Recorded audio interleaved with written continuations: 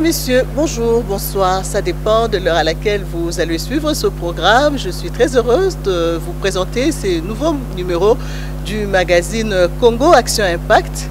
Aujourd'hui, je reçois pour vous le pasteur Patrick Kalambay. Il est le pasteur responsable de l'église La Compassion UPN. Pasteur Patrick, bonjour. Bonjour madame. Pasteur, je suis très heureuse d'être avec vous sur ce plateau. Cette émission, je l'ai vraiment voulu. Aujourd'hui, nous allons nous entretenir sur un sujet un peu à polémique, le chrétien et la politique, notamment en République démocratique du Congo. Et pour commencer, pasteur, j'aurais bien voulu que vous puissiez vous présenter à nos téléspectateurs. Je sais qu'on vous connaît, parce que vous êtes souvent sur les réseaux sociaux et les gens sont déjà habitués un peu à vous.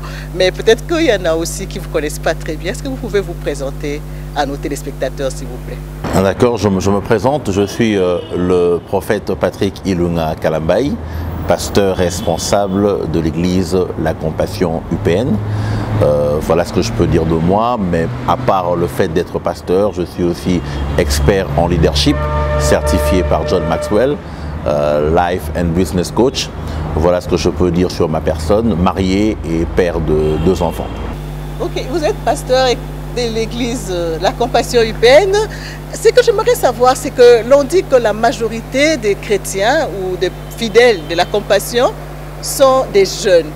Quel est ce message que vous donnez aux jeunes? Pourquoi il y a plus de jeunes à la Compassion? Est-ce qu'on peut savoir?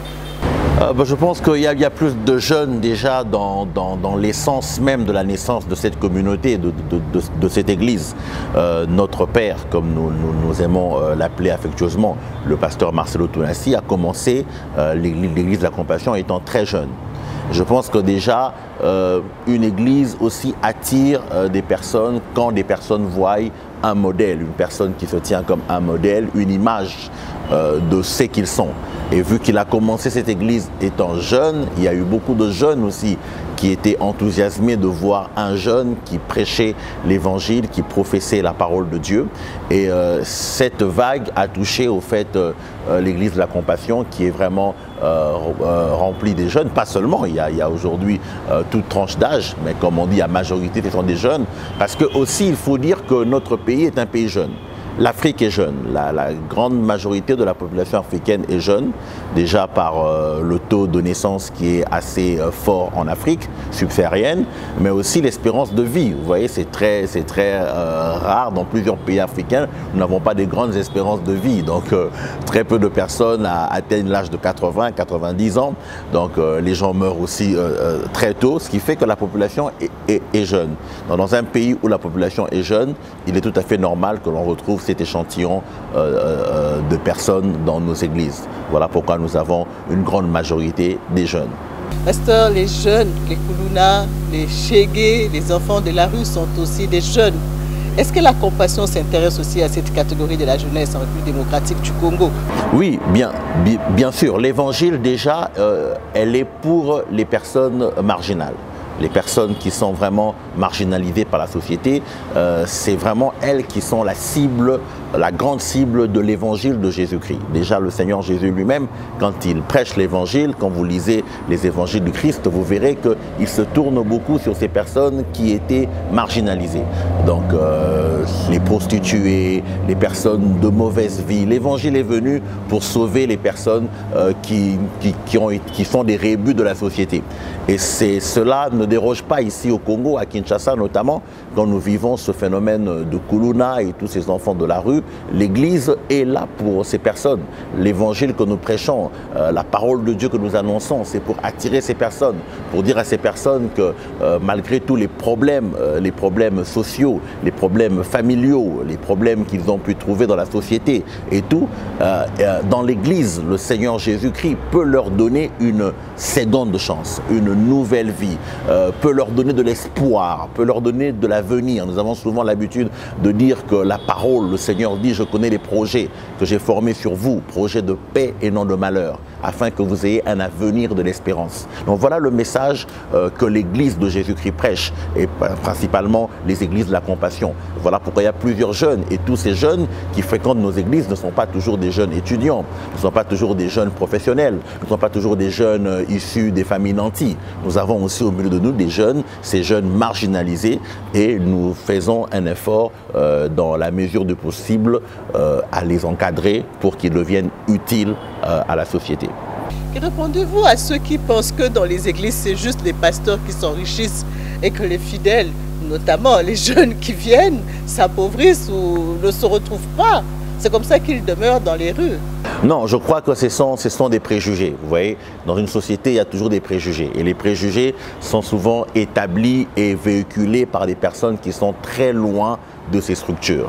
Il suffit que les personnes s'approchent de l'Église, entrent dans l'Église, voient les fonctionnements de l'Église, et je crois que tous ces préjugés vont tomber.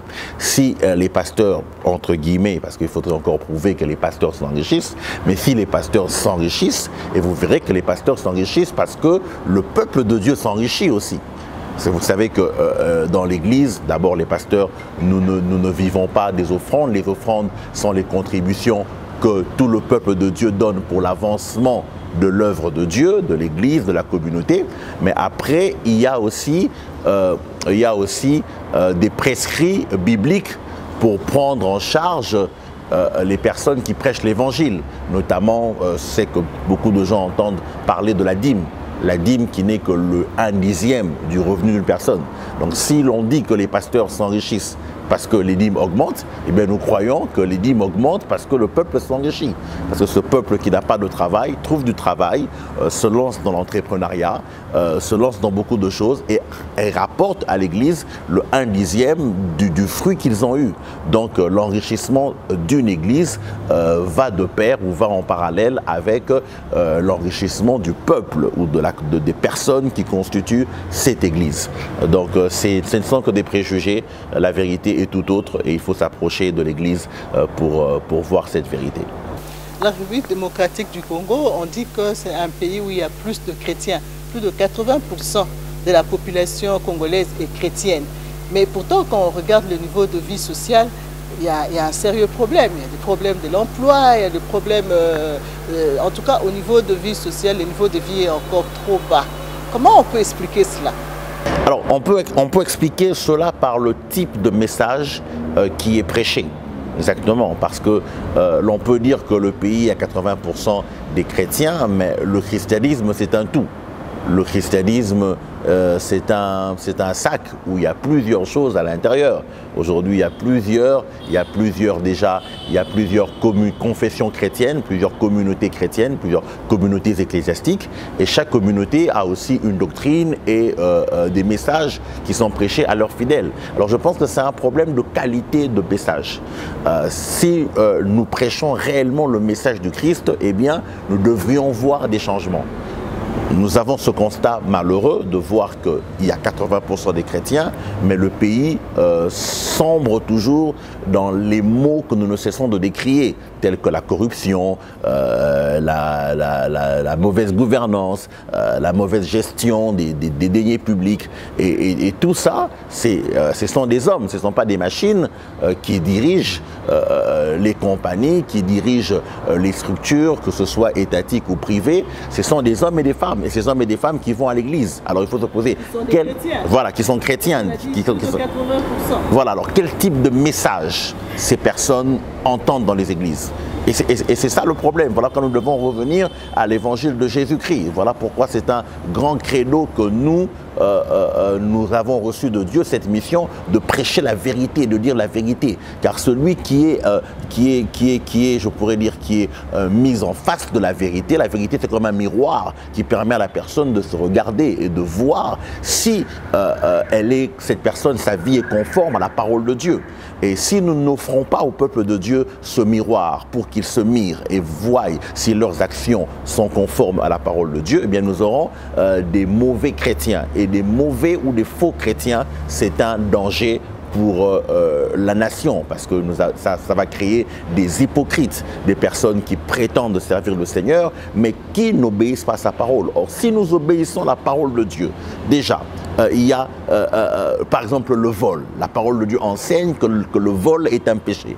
Un véritable chrétien qui se mire tous les jours devant la parole de Dieu ne peut pas se livrer à des actes de vol. Et cela de tout genre, que ce soit des vols comme un délit, un fait privé, ou alors des vols au niveau des structures étatiques. Donc il y a tout ça. Un véritable chrétien ne peut pas se lancer dans la corruption, ne peut pas vivre de la corruption, ne peut pas se lancer dans l'immoralité et dans toutes ces choses. Donc effectivement, il y a un triste contraste entre le nombre des églises, le nombre des personnes qui se disent chrétiennes et la qualité de ces personnes et leur rapport dans la société.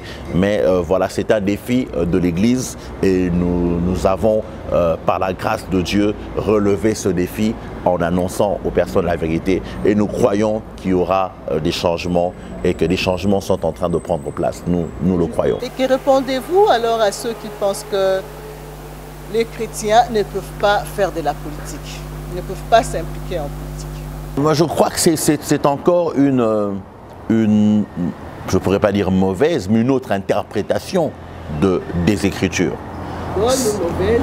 Une interprétation des Écritures liée certainement à la doctrine que prônent certaines assemblées ou certaines congrégations. Mais quand nous lisons la Bible en elle-même, nous voyons que les hommes qui ont marché avec Dieu, que ce soit dans l'Ancienne ou la Nouvelle Alliance, ont été fortement impliqués dans la politique. Et que la politique n'a rien de mal avec la foi chrétienne ou la vie spirituelle. Parce que vous lisez le livre de la Genèse, par exemple, quand Dieu crée l'homme et il établit l'homme, Dieu va même, je pourrais dire, créer le premier pays.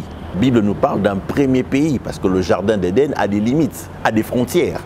La Bible nous parle de comment est-ce qu'il y avait 4 fleuves, le jardin d'Éden. Non, le jardin d'Éden, ce n'était pas toute la terre, c'était une partie de la terre aménagée pour qu'Adam, le premier humain, ainsi que son épouse Ève, y règnent, y administrent. On dit même qu'ils ont été placés pour cultiver, garder le jardin.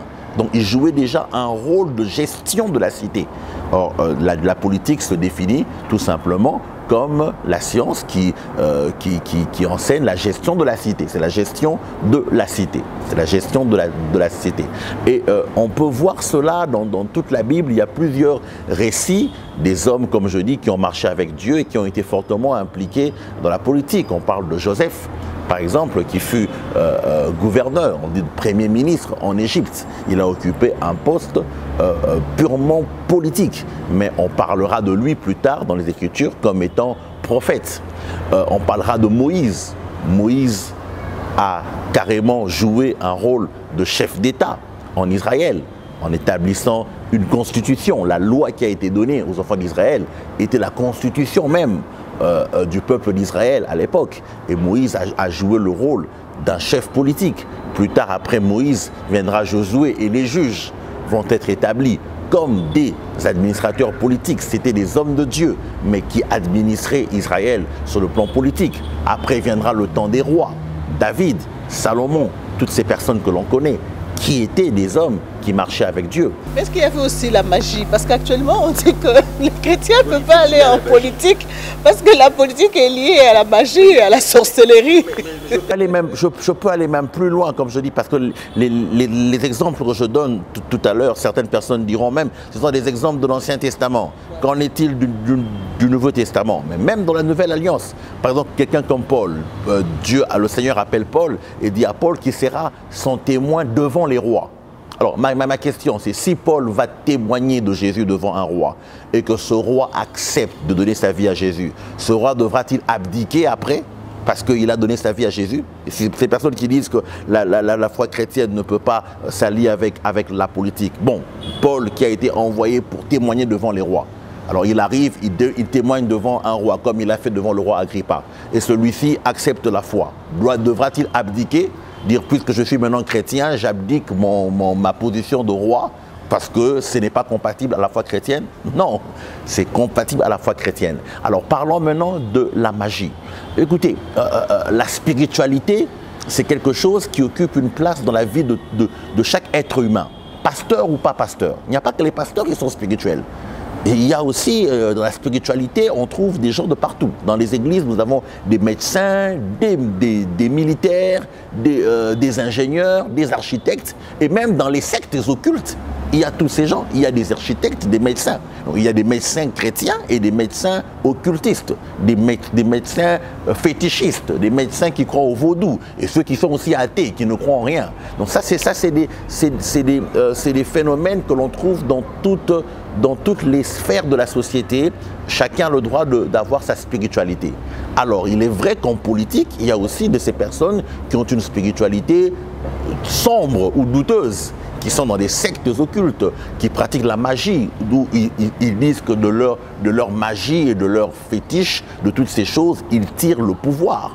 Alors, si nous avons le Dieu le plus puissant, si nous servons la plus haute spiritualité qui existe et la plus vraie qui est en Christ, pourquoi devons-nous comment devons-nous avoir peur d'affronter ces autres spiritualités? Non. Donc c'est vrai que dans le monde politique, il y a ces personnes qui sont dans des spiritualités, comme je dis, sombres et douteuses, mais cela n'empêche pas à ceux qui ont la spiritualité vraie de pouvoir aussi exercer la politique. Et on l'a vu, Daniel fut gouverneur en Babylone.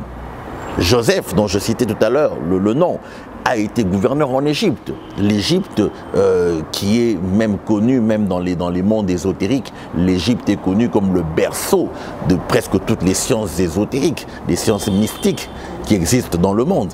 Donc vous imaginez qu'au temps de Joseph, Pharaon n'adorait pas le Dieu du père de Joseph, qui était Jacob. Il n'adorait pas le Dieu du grand-père de Joseph, Isaac, ni de son arrière-grand-père Abraham. Il adorait ses dieux, il adorait Osiris, il adorait ses dieux. Mais au milieu de toutes ces divinités, Joseph a gardé sa foi au Dieu unique qui avait été enseigné par son père Jacob, qu'il a reçu de ses pères Isaac et Abraham. Daniel de même, à Babylone aussi, qui était un grand cercle de pouvoir mystique, avec Nabucodonosor et tous ces rois de l'époque. Mais Daniel a continué à servir le vrai Dieu. Dans le livre de Daniel, on voit même comment est-ce qu'il accepte même la fosse au lion. Parce qu'on donne l'ordre qu'on ne puisse pas adorer d'autres dieux, que tout le monde puisse adorer le roi. Fait que tout le monde entre dans une secte occulte. Mais Daniel a refusé l'occultisme, a continué à servir le Dieu Tout-Puissant. Et la Bible dit de Daniel qu'il avait un esprit 10 fois supérieur à tous les sorciers, les magiciens et les occultistes de l'époque. Donc aujourd'hui, nous avons besoin des chrétiens qui, je pourrais dire, nous sommes plus que Daniel aujourd'hui. Parce qu'à l'époque de Daniel, ils n'avaient pas encore cette notion et cette connaissance de l'Esprit de Dieu qui habite en eux. Mais aujourd'hui, nous les chrétiens remplis du Saint-Esprit, comment pouvons-nous avoir peur des magiciens, des occultistes et autres? Non, je crois simplement que c'est un problème d'enseignement. Si dans l'Église, on enseigne aux chrétiens que nous devons nous aussi entrer dans ces cercles. Pourquoi? Parce que, comme je disais, moi je dirais même que la Bible est un livre hautement politique. Peut-être qu'on aura le temps dans une prochaine émission ou dans certaines occasions de parler de ça, que moi j'appelle la politique chrétienne. Il est possible de faire une politique chrétienne, parce que l'homme, ce sont ses valeurs. La politique, c'est comme un couteau de table. C'est comme un couteau. Le couteau de table est fait pour manger avec la viande coupée.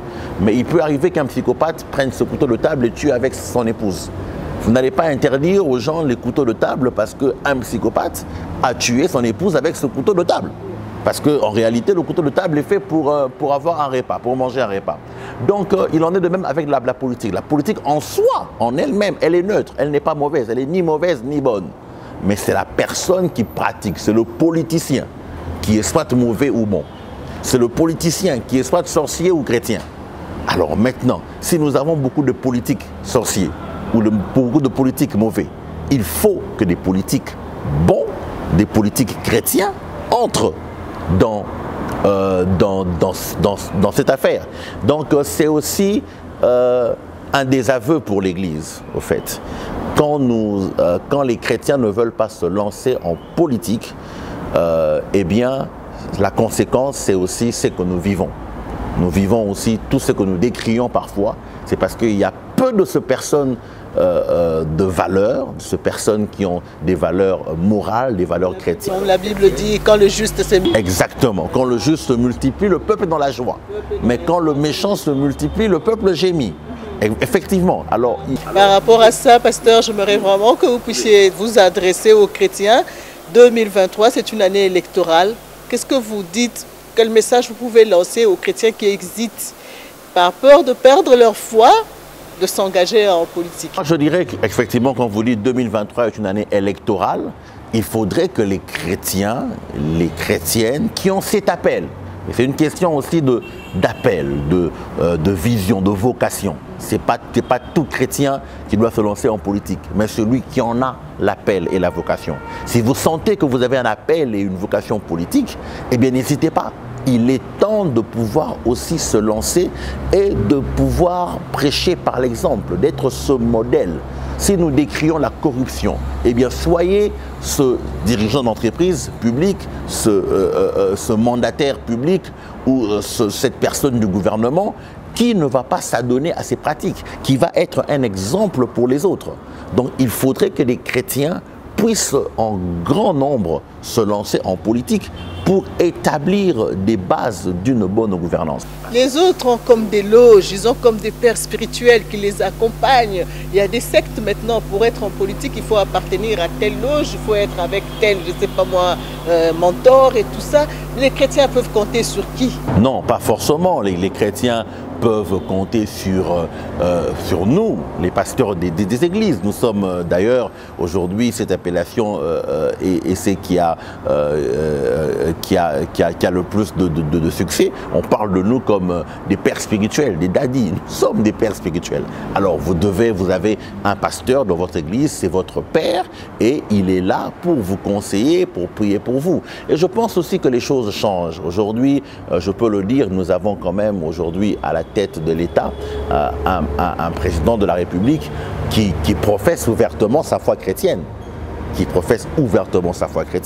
On a vu des photos, des vidéos, il se rend dans des cultes et voilà, il a dédié le pays au Seigneur. C'est déjà un bon exemple venant d'en haut. Donc si déjà, permettez-moi de le dire, si déjà le chef de l'État se dit chrétien, eh bien on ne doit pas avoir peur. Je pourrais même dire que 2023, c'est l'année où le plus des chrétiens devraient se lancer en politique. Parce que déjà, le chef de l'État, la tête de l'État se dit chrétien. Donc nous avons déjà un parapluie, si on peut le dire, fort, qui préserve notre foi. Donc je ne pense pas qu'autour du cabinet du chef de l'État ou autour de lui, il serait contre une personne qui prie. Je ne pense pas qu'autour du chef de l'État, il serait contre un conseiller qui lui donne des conseils, qui lui prodigue des ainsi dit l'Éternel, lui donne des conseils en accord avec les Saintes Écritures. Donc déjà, nous sommes, je pourrais dire que la saison est bonne. La saison est bonne pour tous les chrétiens qui veulent faire de la politique. Et nous devons y aller parce que si nous ne faisons pas la politique, eh bien, nous allons subir les dictats de ces francs-maçons, de ces magiciens, de ces occultes qui vont apporter des lois qui ne plaisent pas au Seigneur et qui vont aussi attirer la malédiction de Dieu. La Bible dit par exemple que quand Joseph meurt, Joseph arrive, il prend le pouvoir en Égypte, il fait des très bonnes choses en Égypte. À cause de cela, Pharaon a un regard favorable sur la famille de Joseph qui vient s'installer en Égypte. On leur donne même une terre en Égypte où ils sont prospères. Mais qu'arrive-t-il? La Bible dit que Joseph, quand Joseph meurt, plus tard, il y a eu un pharaon qui n'a pas connu Joseph et qui a commencé à faire souffrir les frères, les enfants d'Israël qui étaient en Égypte. C'est ce qui va nous arriver si nous ne voulons pas faire la politique. Cela est arrivé parce que les autres frères de Joseph n'ont pas voulu s'impliquer dans la chose de l'État. Ils ont dit non, on laisse Joseph faire. Et quand Joseph est mort, il n'y a eu personne en Israël, parmi les fils d'Israël, qui a remplacé Joseph à la tête. Donc s'il y avait toujours un représentant d'Israël autour de Pharaon, cette loi ne serait pas appliquée. Regardez l'histoire d'Esther. Israël a été sauvé à cause de la femme du roi. Donc c'était la politique qui a sauvé Israël. Dieu est passé par la politique parce qu'il y avait un autre monsieur Aman qui voulait établir une loi qui tuerait tous les Juifs. mais parce que Esther a été politiquement et spirituellement avisée, elle a pu épargner son peuple de ces méchantes lois. Donc si nous n'avons pas des Esther, des Daniel, des Joseph, des David, des personnes autour de la situation, autour du roi, dans la sphère politique, eh bien nous les chrétiens, nous subirons des problèmes. Aujourd'hui, si le Parlement décide, par exemple, de faire passer une loi de mariage homosexuel pour tous, qu'allons-nous dire? On va se mettre à pleurer sur nos chairs, à dire voilà, le diable est entré dans le pays sera maudit. Mais qu'avons-nous fait pour empêcher cette loi? Or, s'il y a une majorité chrétienne dans l'Assemblée nationale, une telle loi ne passerait pas. Elle ne passerait pas. Donc nous devons nous lancer en politique et regarder les histoires de toutes les nations, les grandes nations occidentales, européennes, américaines. Dans la plupart de ces nations, vous trouvez des partis chrétiens. Vous voyez les démocrates chrétiens, vous verrez. Donc il y avait toujours des mouvements des chrétiens. C'est-à-dire autrefois, dans ces nations qui étaient aussi des nations pieuses et très religieuses, et les chrétiens s'étaient lancés en politique afin d'éviter que des mauvaises lois ne puissent peser sur eux et sur leur descendance. Donc les chrétiens congolais doivent se lancer en politique. Il n'y a pas d'inimitié entre la politique et la vie chrétienne. Il y a inimitié seulement entre le péché et la vie chrétienne.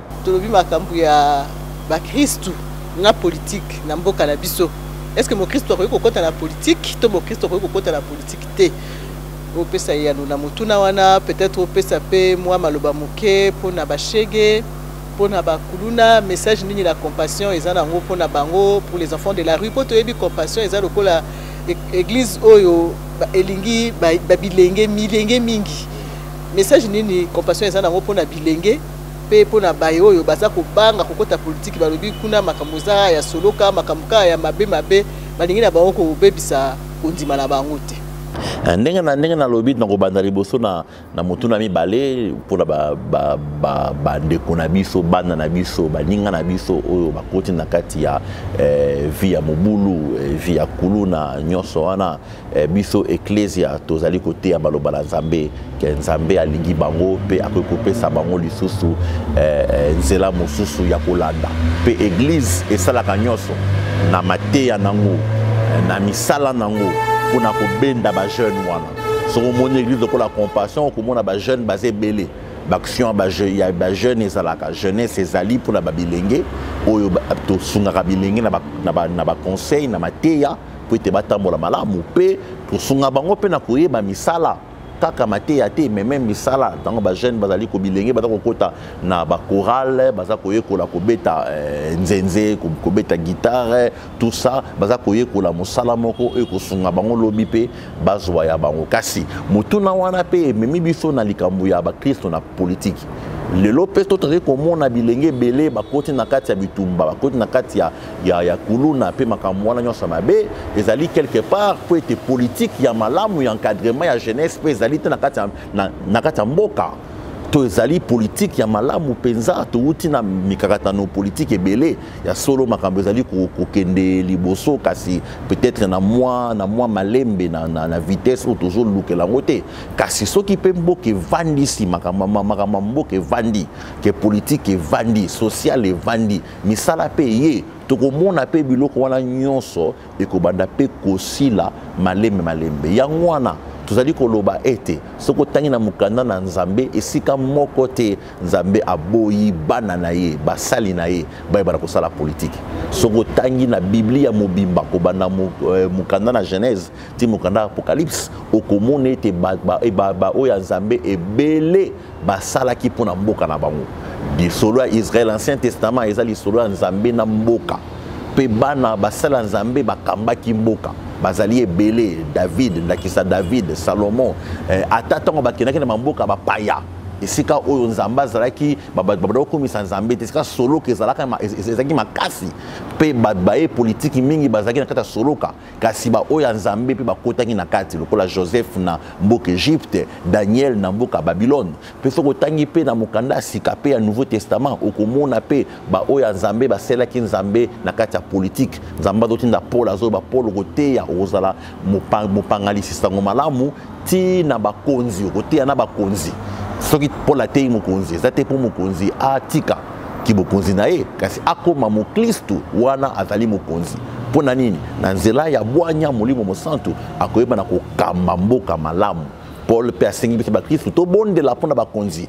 po ete nzamba apesa bango bwanya mayele po bazwa mibeko oyo kokende ezala mibeko ya malamu yango wana nasengi mbula oyo 2023 ezali mbula oyo tozali kokende maponami esengeli mokristo nyonso oyo amoni ke kati na ye mbela ya kosalela ekolo ya kosalela politike ezali nzamba apesi ye bolingo wana mbela wana vision wana abanga te atelema akutala na oyo ye pasteur asunga ye na mabondeli asunga ye na baconseil pe akende la politique tous on a besoin de bana nzambe bazala na parlement ba député on a besoin bana nzambe babima ba sénateur on a besoin bana nzambe bazala ba mandataire public ba kamamboka po to bi moyibi pe to na mboka ebele to lobi kanyaka oboye gestion mabe na mboka tribalisme boye mais ça pour la bato ba yebi nzambe te bato bazo tambola na mebe ko nzambe te tant bazo bongo konzi ba osani a osala tribalisme akoyi akozwa kanyaka akoyiba mbongo l'état kasi soki ba oyo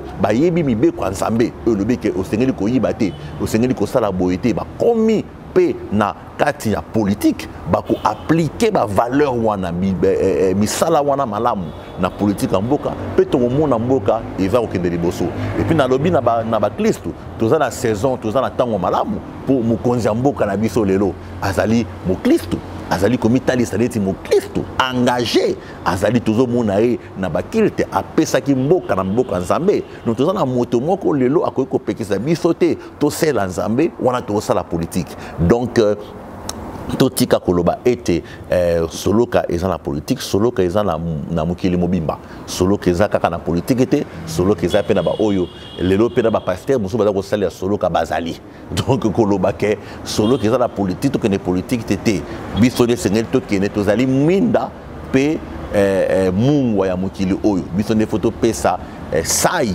na mokili oyo biso ne photo mema pole na kati ya mokili oyo donc naza koloba ke il n'y a pas de problème pour na mwana na nzambe asala politique.